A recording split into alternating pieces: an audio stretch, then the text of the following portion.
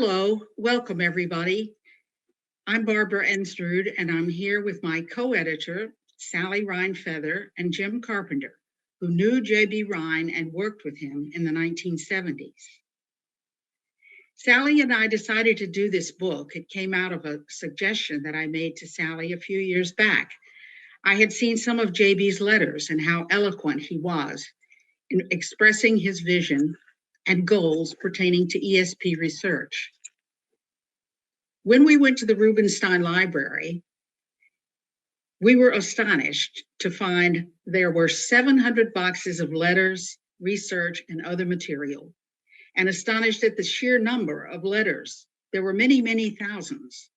So we decided to limit our time frame in this book to cover how the research got started at Duke to create this new scientific field of parapsychology, the story of how the testing began, the trials and adjustments made until the right approach that yielded convincing results.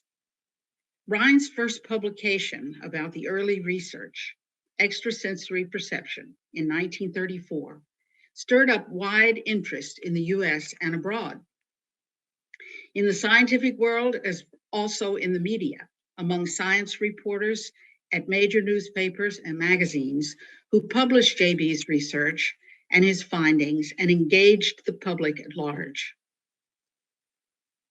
JB was all about connections.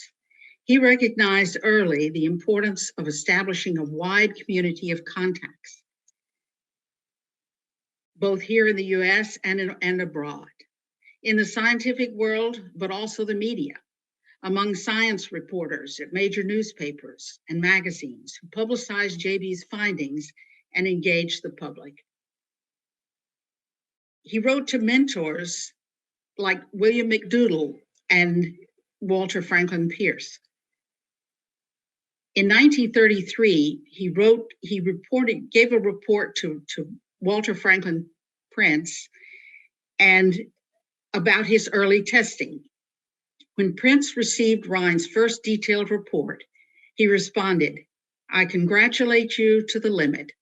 In my opinion, your paper is super excellent.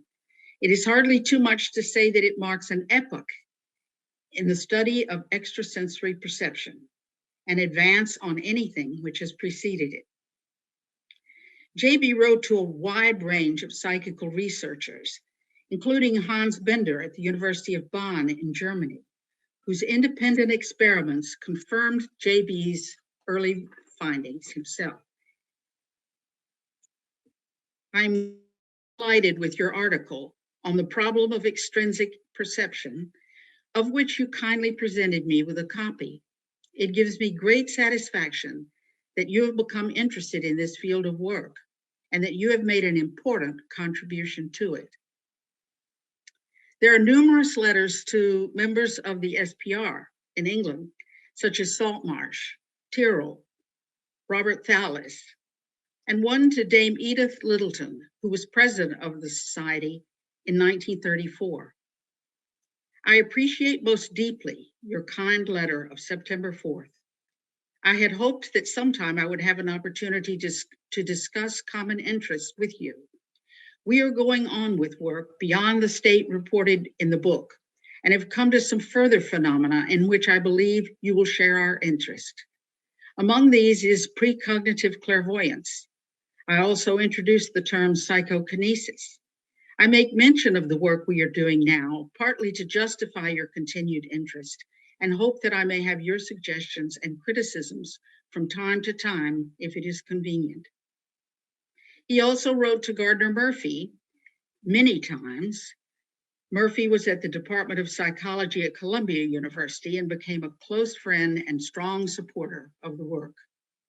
In 1934, Murphy visited the lab at Duke with JB and his staff. We appreciated your visit very much and received a great deal of profit from it. I think the chief benefit is the recognition from outside and from someone of your position, reputation, that this work is worth doing. There is always the need for support. I recall the increase of respect that came when Kempfert gave the favorable review in the New York Times. The same effect was produced by your review, and your personal visit is the best of all. I assure you, it was a good investment in behalf of the field. JB corresponded also with many prominent people, such as various authors, Upton Sinclair, for instance, people in government, Henry Wallace, the Secretary of Agriculture under FDR, and also to a U.S. representative from Ohio, Francis Payne Bolton, who became an important donor to the work and to the establishment of the Parapsychology Laboratory at Duke in 1935. JB regularly apprised her of the Duke team's work. The general plan for the summer has been to extend the already excellent evidence for precognition with the extrasensory perception through space. In this, we have clearly shown that in some of its processes, at least, the cardinal properties of matter, space, and time do not limit the mind in this function. This is a clearly and objectively experimental demonstration of the peculiarly non-material character of mind. JB's attitude toward relationships and connections extended to the staff and to the subjects he worked with. Sally, would you speak to that? Working with the staff was not discussed as such in his letters. It was just obvious to anybody reading the letters. I went back over them recently, and I counted more than 54 letters. And that's, some of the letters are several pages long in a book with only 540 pages. So that's over 10% of his pages were directed to his team members. Now, the members, they all began as research assistants. You see a picture of JB speaking with his colleagues, Charlie Stewart and Joseph Pratt. Those were the two major research assistants throughout, as long as they were there. And they became colleagues eventually, of course. But at this point, they were just graduate students who had sat in on JB's or taken his undergraduate courses, in some way found out what he was doing and got very interested. Charlie began to test himself and did quite well with the ESP cards. We haven't got into the testing part, and that's not described very much in the letters because that's sort of taken for granted that we're working with ESP cards, although you'll find out how they are developed and so forth in the book. But what's so interesting really though is the team itself. It just began like anybody else's team, but it became something much more important. And JB himself, retrospectively, going back, not at the time he was busy, you know, when you're too busy, you can't even write letters to people for several years. You're not taking records of writing letters. Later, back in 1964, he went back to that early book, Extrasensory Perception, which was published in 1934, the first recount of all the work. And here's what he said about it. It's a rather unique situation that needs to be examined by the student and the worker in parapsychology today, young or old. He didn't know this at the time. He said, we had in those early years at Duke a very special situation, and it was largely responsible for the unusual and the unequal production of results in ESP experiments. Where has there ever been such teamwork, a comparable spirit, a similar atmosphere? Now, I can remember that. I was a little bitty kid, and I can remember just these people out at the house, or I'd be at the lab as a little kid, and they were jumping up and down more than most of us do now in any laboratory of anybody's. They were so excited. Each person was doing something different or helping. Some were subjects themselves. Here, as he says about it, it was such an integrative influence to have kept these numerous young workers going through thousands of card calling tests, which in some situations can become boring in a few minutes if you try it now. But for all of us concerned, that was a big thing we were doing. And every fresh score was a reminder of the magnitude of what we were discovering. Stewart and Pratt did the major research with remarkable students, and that's published, and it's known by anybody who knows the field, particularly Pratt, who went on and lasted, who stayed around so long and did so much work. But there were others, young people, like he writes a letter to these high scoring subjects. The first one was Adam Linsmeyer. After Adam went back to Pennsylvania or the New Jersey, JB wrote to him, well, can't you come back now for the summer? We have a little extra money, because they were getting a high scoring subject that reliably repeated himself or herself was just as valuable as gold even then. There was Mary Frances Turner. She was a letter to her on the first long distance experiment they did, significant results between Durham and Lake Junaluska, about 250 miles. And everybody was excited about that. And she gets a personal letter from JB. Other people were back home and called high scoring subjects were back home in Alabama. He's writing to them about research they're doing, maybe with their family. He's keeping up with them, more than you might your grandchildren. Above all, there were these real high scores, and Hubert Pierce, who's well known because he just kept on scoring until one day he got I think a Dear John letter from his girlfriend, and he never scored highly again. But after many, many years and many, many scores, but they kept writing to him and hope he'd come back. He was very friendly. He even had designed a test apparatus for the lab after he left. Sarah and George Zirkle, a couple who met, tested each other at ESP and eventually got married and have a happy life together. But they were both, and there were others, but there were these many of them, and the teamwork was remarkable. There's nothing written about it except in this 1964 paragraph that I have found yet from a member of the team itself. How I wish, somebody's letters, we could get them. So that's where we are on the students. Mm-hmm. Sally, I'm wondering if you could sort of speak about how important JB considered the atmosphere for testing, working with subjects, and how he felt. And Jim, this is something that you can speak to too. I think we have a couple of quotes about that. I read the first one about that.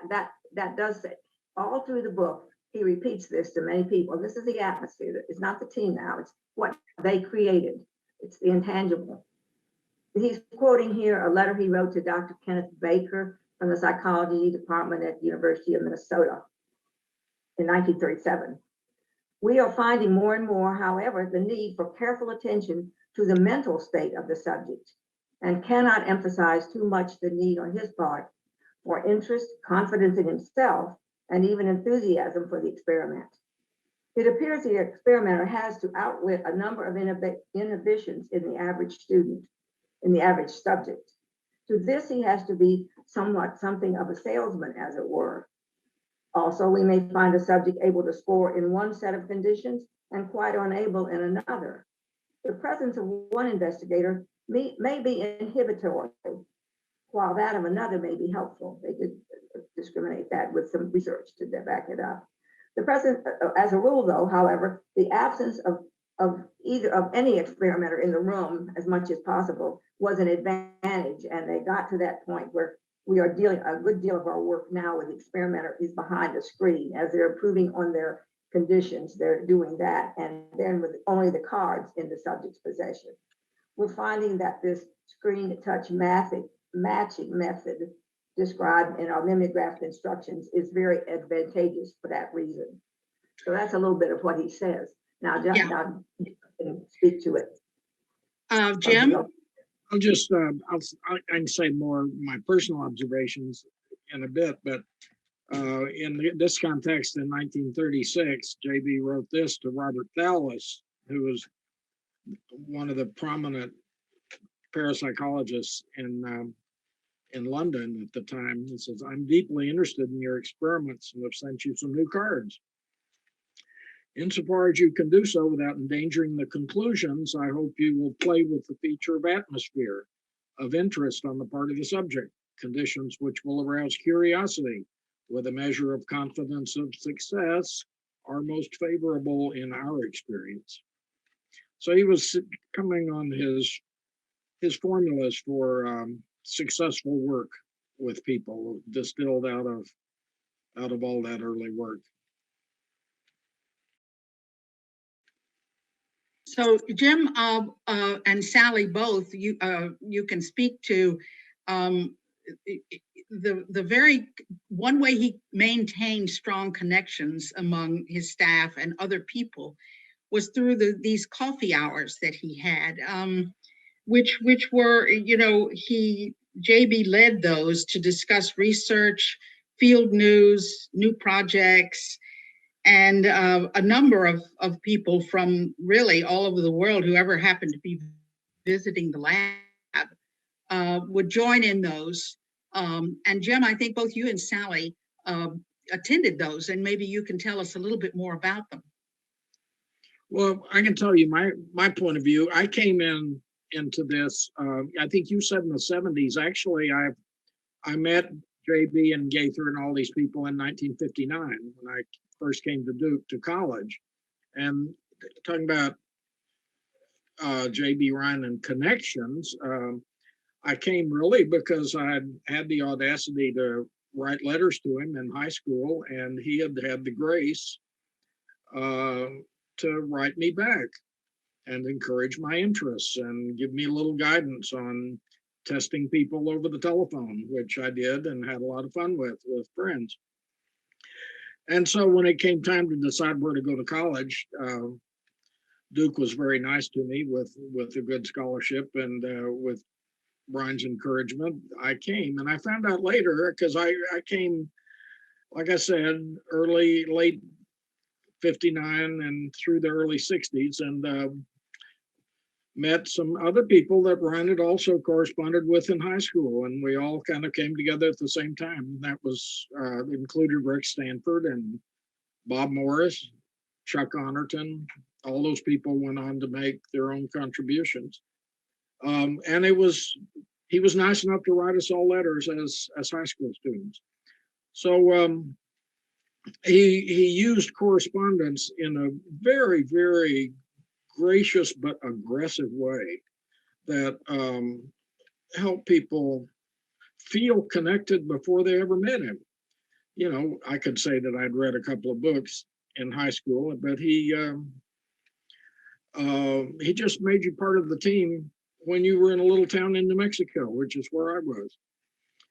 So anyway, and I started attending these meetings, and I'd say I attended them when I could throughout college, and ended up doing an honors thesis directed by Gaither Pratt on an ESP project. And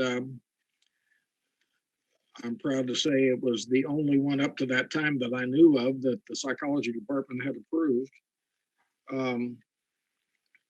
The thing that characterized these meetings is they were really exciting. First of all, you'd get news from around the world, and it was kind of like, I understand during the war, people would huddle around the radio and hear what was going on in Europe and stuff. And this was kind of like that. Ryan would read from his correspondence, so we'd find out what was going on in Bonn and in London and in India with Ramakrishna Rao and Gardner Murphy at Columbia.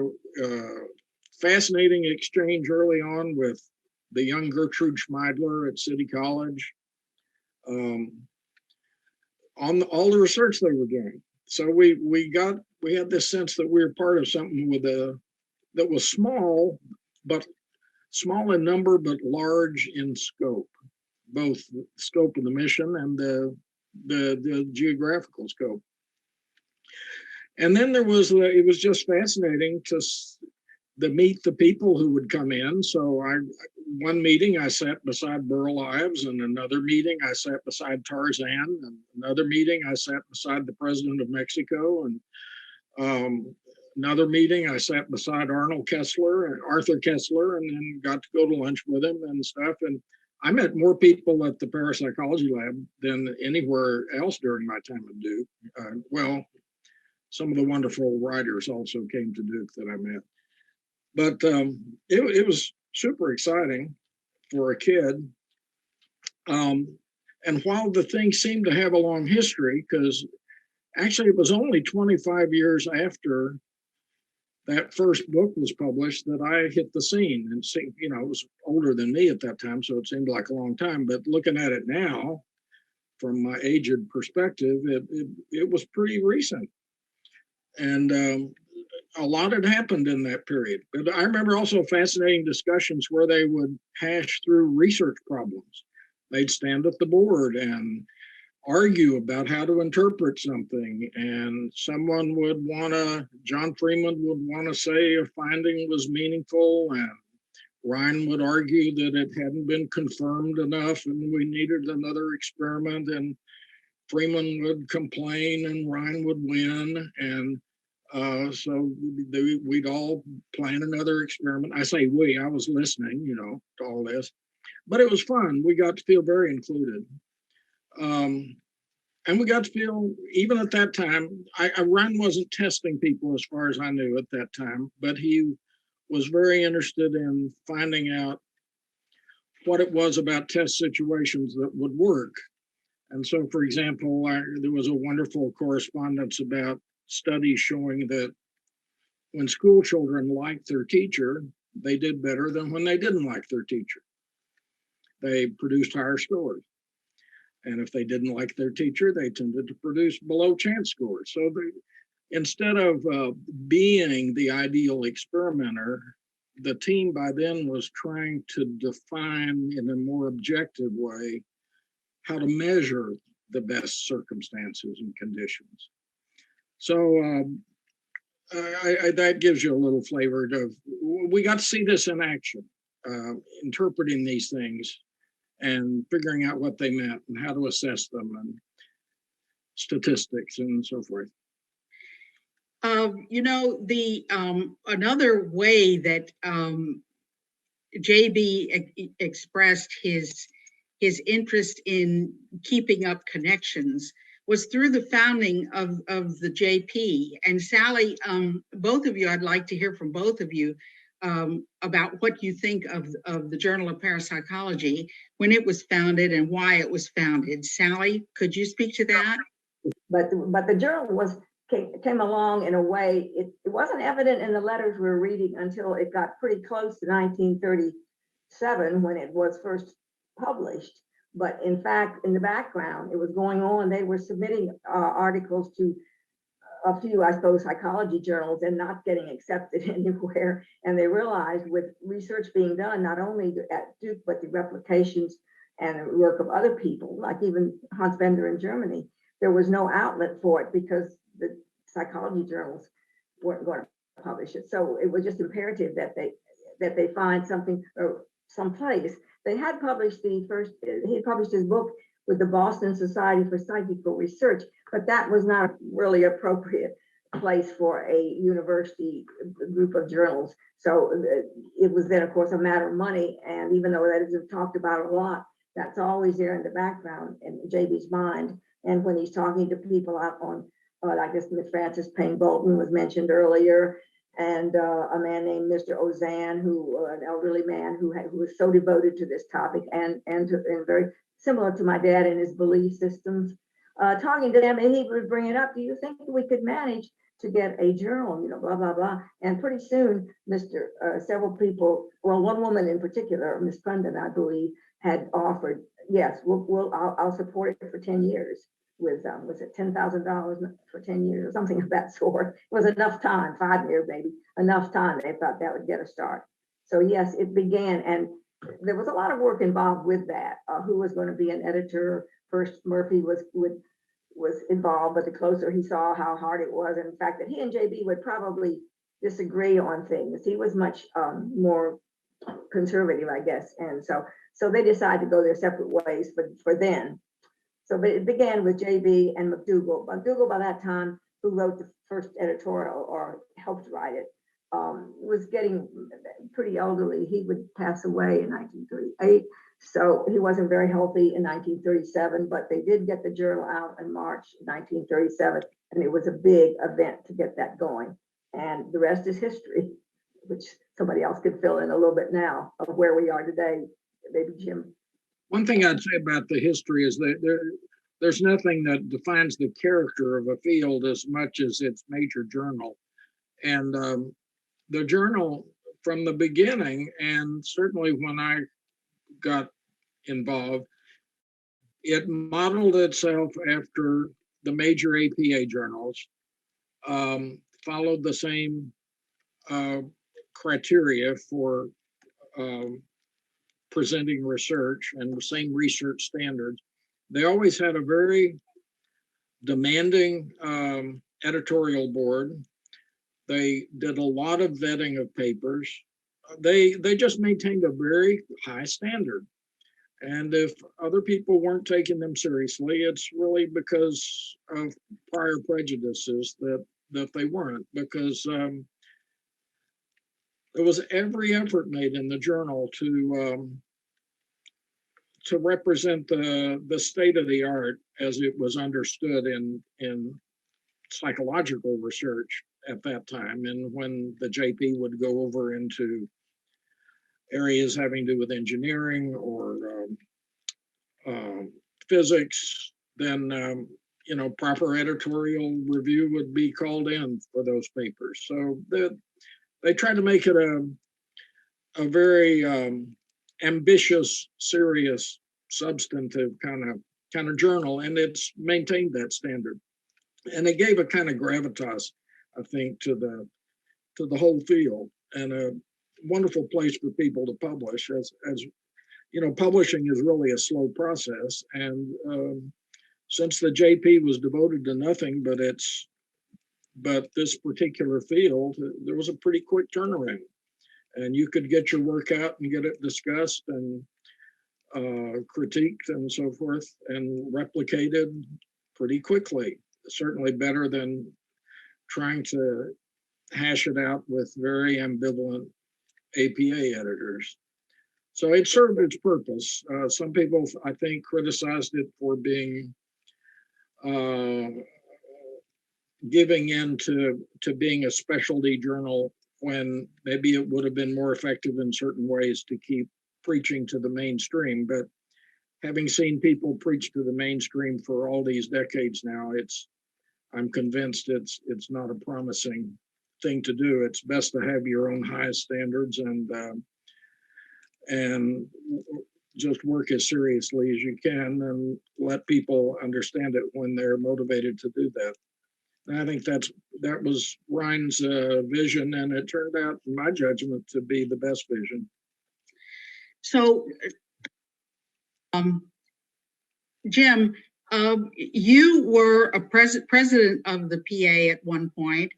The Parapsychological Association was another way in which JB really wanted to form a community for the field. That, could you speak a little bit about that and his role in that?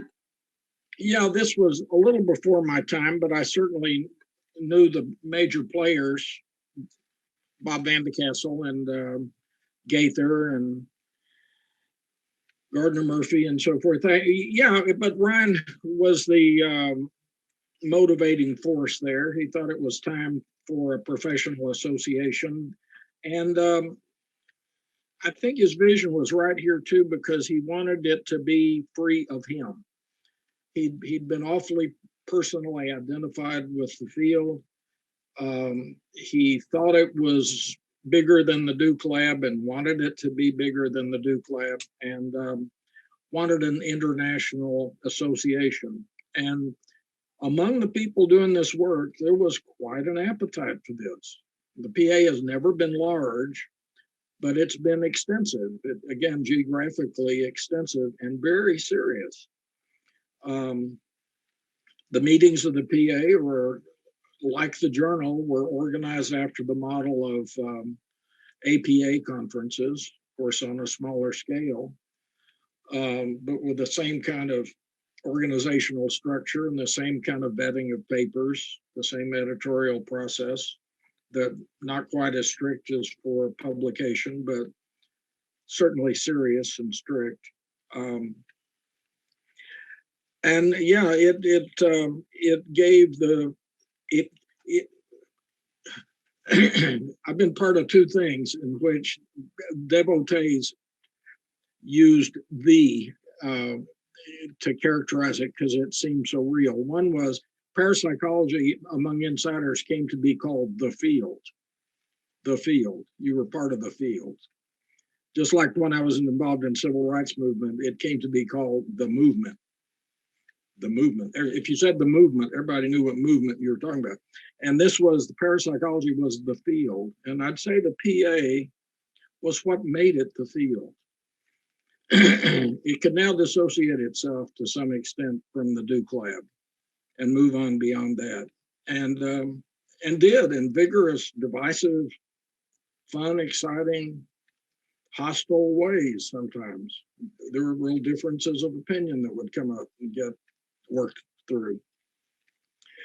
So yeah, it gave birth to the field out in the world. And you know, the PA is still, when I was president a few years ago, it's still a vital, exciting, dedicated group of people. Again, not large, but you'll meet the most interesting people you'll ever meet from all over the world. And if you'll be involved in this. So Jim and Sally, you know, would you say that all these things really sort of speak to JB's legacy in coalescing a sort of coherent community for the field? And after Rhine's death in 1980, a tribute to JB was held in Durham in 1982. And we have a quote from somebody in that who attended that and contributed to a book that was published afterward. And I wonder, Jim, if you could read that quote that really talks about how he coalesced a community of parapsychology researchers. From English? This is a quote from Brian Inglis. He said it was only with the early work of Rhine that psychical research, redefined as parapsychology, acquired the unity of outlook necessary for any kind of cumulative development. He was the nucleus of what became a reference group of professional parapsychologists, ones who agreed not only on the application of scientific method in general, but also on the choice of procedures, problems, standards, language, and audience. Through his influence, workers in the field came to share priorities and techniques, as well as a commitment to the field as a whole.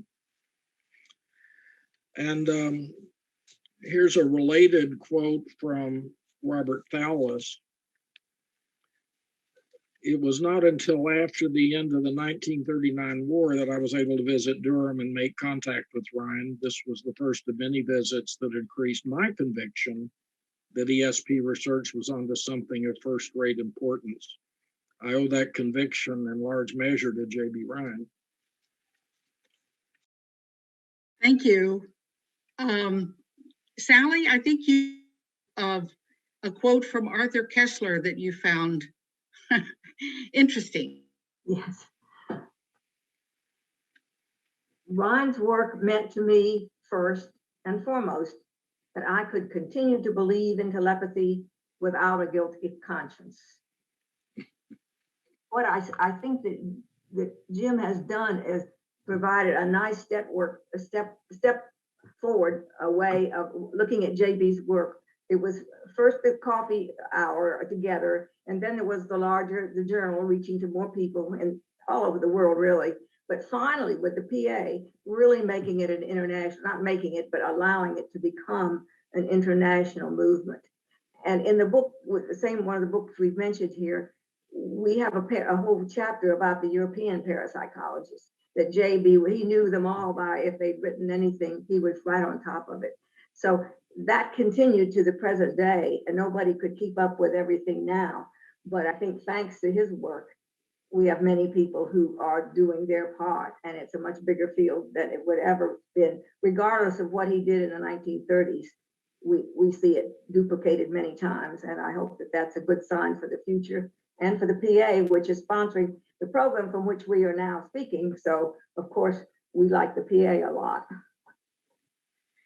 Well, in terms of JB's legacy, it may be that Hans Bender said it best. After the extinction of a living flame, one always asks anxiously if the work will continue to go on. We need not worry about that in regard to J.B. Rhine's tremendous work. J.B. has lit so many torches all over the world that they will burn on with their own strength. Thank you for joining us and for your attention to our panel. We hope you've enjoyed it. Thank you. Thank you. Great. So, Barbara, you're a hard act to follow. You did just such a wonderful job with that interview. If anyone has questions, please join in the chat and type your questions in. So I had a question. First of all, I want to say you guys did a remarkable job. You really covered a whole era and really wrapped it up really well. But I'm wondering, what made you choose this era of letters as opposed to others? Well, if I may, we really feel like the pioneering aspect of what JB was trying to do in the early 30s, that led up to the Duke Parapsychology Laboratory, and the earliest research on ESP using scientific protocols and really trying to bring science and these new theories together under the same umbrella. And JB wrote so many letters, truly thousands, that we simply had to narrow it down. And even with that, our book is a large tome. But we really felt that this pioneering period, how he came to do the testing, the stops and the starts, the challenges, the efforts he made, the problems that he ran into, working with other people in what was to be this new field. We thought we just wanted to tell that story, and we feel like that this arc of time and the letters within it that talk about all of this, speak to it. I mean, Rhine is very eloquent in that way. We just thought that was the way, that was the best start. And what I will add is really for the young people, is I like it that we see a little bit of how he got into this. Didn't go into his background at home and all that business, but you see somebody starting out with a determination, and how many times most of us have started something and you just can't keep it up. Now, he did marry the right woman, and that's not said in this book. That's another book, because there were two of them. She was back home, but she read the papers, she had the comments and so forth. So the two of them together as young people just batted around. And the beginning is, I won't give that away because that's the exciting part. You don't know whether they're going to make it or not. And they run into some difficulties, let's say, like most people do. But they kept going. We could pick the last part of his life, which had some drama too, but it wasn't as hopeful, I mean, when you're closing up and you haven't yet found the answer. I might as well tell you, it doesn't end with the explanation for ESP, but we think the beginning was the most exciting, and he explained why he thought his group did so well. And I don't hear that enough in today's, our methods are different. It's harder now in a way. He got to be very careful with his methodology. At first it was, they progressed. It's hard. Research is hard. And to make it fun and to make your companion with you, rah, rah, rah. Well, it takes a team, it takes a community. So the PA is a big community, but we need other communities. I must say that we were excited. I mean, when we were spending all those hours at the Rubenstein Museum at Duke, we would come across letters that got us so excited about, how JB was explaining, writing to his cohorts, writing to his acquaintances, writing to strangers, but how he was expressing himself, what he wanted to do, and then reporting on what he was able to do. That he was excited, and it comes through in the letters and got us excited too. We should give Jim a chance to weigh in on this. He can't hear us, Ken. Yeah. Well, yeah, I can. Yeah, I mean, you all picked that period, and I'm glad you did. It makes perfect sense, and it's so much fun to read. It brings it right to life. It's fascinating how contemporary those letters feel, and how you're listening in on conversations with these people who are creating something that didn't exist before, and they're excited about it, and it's very exciting to read about it. It makes it very real. You know, Rhine's prose is it's articulate and intelligent, but it was also kind of direct and down home, and um, uh, Engaging. it's immediate and real. He doesn't use extra words. He says exactly what he means. And he conveys his excitement, and you can just see this electricity bouncing around among these really, really interesting, smart people. I like the way he deals with the critics. That was Stacey Horn, who many of you know wrote a book. That was what picked what a popular book that stood out to her, because he got these really horrible letters. I mean, people who didn't read the book, prominent people who hadn't read the book, but they knew it should be done differently.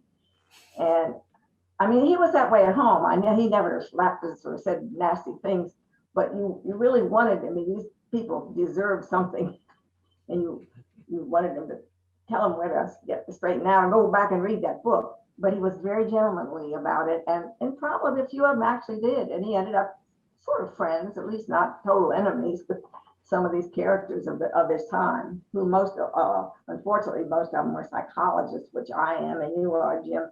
We hate to see so many of them be so critical, but that was their job or their view. Well, one thing about JB was that, and he says this in his letters to people, he asked for criticism. He wanted constructive criticism because he really felt that it would help him refine the research methods that they were looking for and trying out.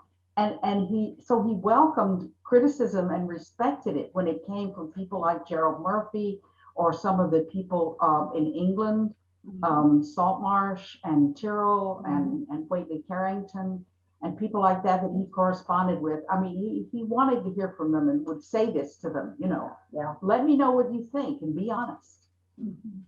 So you guys are making it so easy. I asked one question and you guys cover so much ground.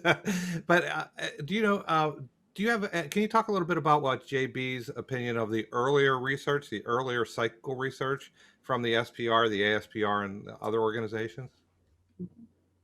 Well, he read it.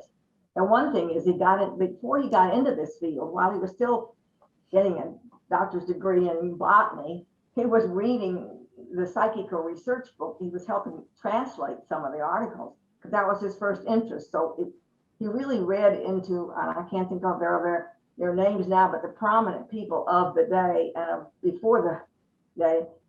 And he was very interested in it. That's what brought him into the field, really, the search for life after death, basically. That's basically what brought him into that, because that was the prominent thing.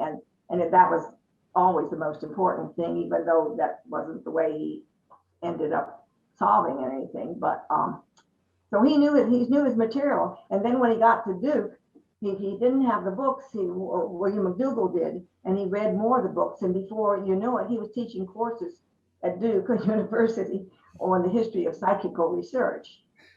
So when he could write to these people, he knew what they were saying more than probably the other way around.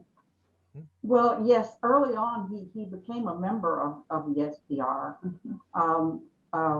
Of the ASPR, for both. Well, both he did. And in fact, he was president of the SPR sometime in the 50s or 60s. Well, sadly enough, it was at the very end of his life, and he never really got to, so he was already pretty ill. They gave the title of the presidency to my mother at that point. So he never, and there was a tension, Barbara, don't you? Not a tension, but I know he was saying, and pardon me for those Brits in the room, because they're not like this today, but he would kind of, sort of say, well, you need to kind of be, he really was trying to say, liven it up, keep it more laid back. And I'm sure they would say, oh, these Americans, But he didn't say that, but I got that feeling. They knew that he was hoping they were not getting results at first at the same kind of tests. And then they gradually did, like Fowler's or somebody had a good subject. And it was a little bit of, Well, Saltmarsh and even Sol managed to finally get some stuff out of it. But in terms of his knowledge of that early work, he was very knowledgeable. He translated Richet and some of the German work, Schrenk-Notzing and people like that. He was extremely well versed in the early work and both books and published research. And so he had that strong foundation to build on. And I think a lot of it is what inspired him to say, how can we really investigate this in a more scientific way? And So Jim, I was wondering, Sally was mentioning that JB's real first interest was in survival, even though it didn't come across in his academic work. I was wondering if you experienced that whenever you were at the lab in the 60s and throughout the 70s. Well, there were a whole lot of things. I mean, by the time I knew JB, and maybe from the very beginning, I don't know, but he was a man of strong opinions, and there were ways he wanted to do things and ways he didn't want to do things. And if he ever was interested in survival, he certainly wouldn't talk about it. And he kind of relegated it to a big box of questions that he thought weren't scientifically useful, and tried to focus on others that he thought were scientifically useful. He made a lot of kind of programmatic decisions about how to do the research and how not to do it, and what problems were workable and what problems weren't workable. And of course, there was a lot of controversy about this, and a lot of people didn't agree with him. But for example, while he knew all the earlier, more naturalistic research with the SPR, he thought it was very lacking in terms of its ability to ever come to any substantive conclusions. And he wanted a laboratory science based on the psychometric research that was being carried out in cognitive psychology laboratories and learning laboratories at that time. He wanted something much more behavioral and operational.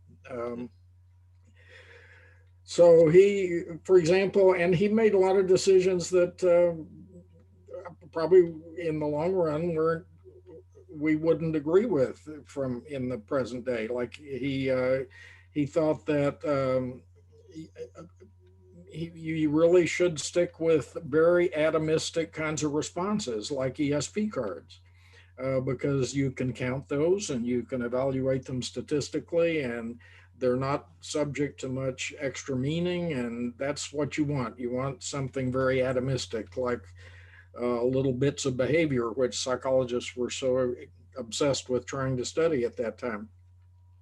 And so he thought the more impressionistic methods, like what came to be called the free response methods, those were sort of against the law. And if you came in with a study done like that and reported it at a lunch meeting, which I remember Chuck Honorton and I doing one day, he basically stopped us in the middle and said, well, that's enough, thank you. Now we'll go count some cards. And it was clear what was permitted and what wasn't. He ran a tight ship, and this didn't always make for a lot of harmony, but he certainly had a coherent way of doing things, and he wanted to establish a kind of solid empirical basis in the way that psychologists in general were thinking that was supposed to be done at that time. That really wonderful insights, Jim. You really bring it to life. And so this gets to the next question.